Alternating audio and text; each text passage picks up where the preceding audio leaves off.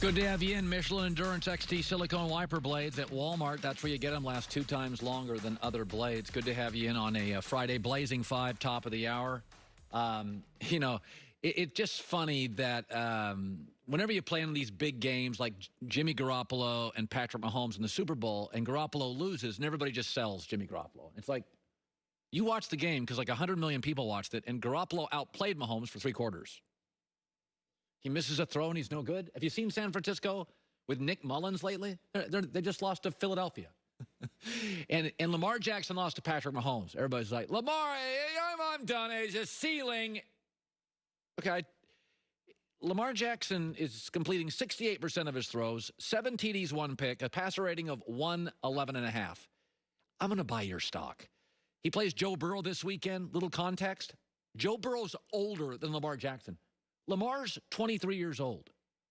When I was in college, like 22, I was pulling fire extinguishers out and spraying people. Like, he's 23. He's a kid. He's terrific. He got housed by Patrick Mahomes. Welcome to the NFL. That's going to happen to everybody for 15 years a lot. Andy Reid and Patrick Mahomes are going to dice up, almost everybody not named Belichick and his quarterbacks. I'll buy your Lamar Jackson stock. Let's just take a deep breath. Last week, he dropped 31 points against actually a really good Washington defense. Jared Goff's going to face him this weekend. Good luck with that. Washington defense is no fun. And the rookie's back. The Ohio State rush end is back. Chase Young. Chase Young's back this week. We'll watch what the Rams do offensively. Watch them struggle this week. Watch Jared Goff. The Ravens and Lamar dropped 31 points last week against Washington. Lamar didn't even have to finish the game against Washington. Take a deep breath. Lamar's really, really good. You selling stock? I'm buying it, okay? I do this tier 1, tier 2 quarterback thing. Everybody always lists their quarterbacks. I don't want to do that. I just put quarterbacks in 2 tiers. I don't care about the other guys that aren't any good.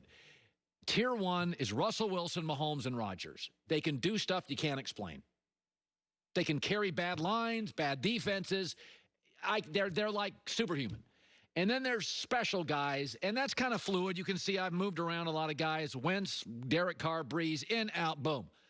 Lamar's the head of the class there with Brady, Ben, Deshaun, and Josh Allen. I moved Josh Allen in. If you're in one of these 2, you can end up winning a Super Bowl. That's all I care about. If you're in a tier 1, you can carry a bad unit to a Super Bowl.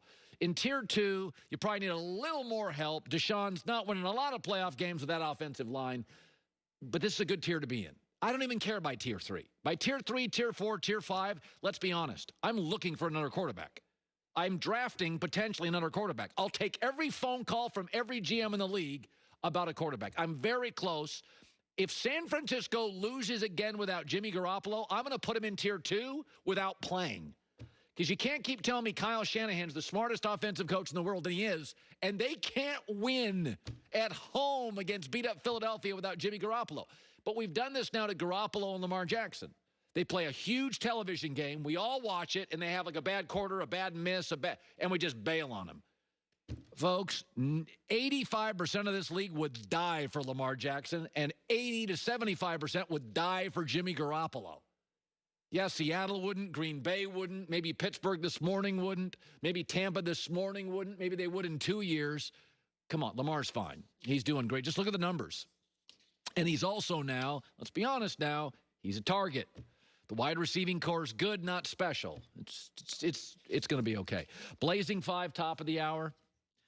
It's funny. I went off this morning on, Nick Foles, I'll play it next hour, apparently has a thought about Tom Brady. Joy and I agree with this. This idea about LeBron and Tom Brady, these guys have been incredible ambassadors for their sports. They've been so gracious. You do get a mulligan, right? You can forget a timeout, not shake a hand. These are public figures. Can you imagine if your job at the post office or in landscape, we had a camera on you all the time?